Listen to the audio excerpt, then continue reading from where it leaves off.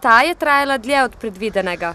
Preprosto dobave nekih materialov in preprosto smo verjetno načrtovali prekratek tajming. V 4 mesecih se ni dalo. V obnovljenem stolpiču je manj postelj, kot so načrtovali po projektu, a še vedno 174 v več kot 100 sobah. Glavnina študentov, 70 do 80 že vpisanih zagotovo, se bo vanj preselila jeseni. No, v študentskem domu bivam že 3 mesece. Bivalni pogoji so se bistveno poboljšali, imamo zelo dobro urejene sobe, višji standard in pa tudi sami sanitariji so boljši kot prej. Imamo tudi skupne prostore, tudi skupno kuhinjo.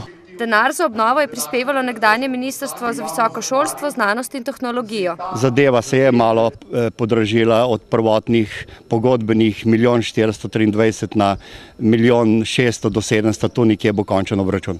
Z rebalansom državnega proračuna sicer pričakujejo še 350 000 evrov.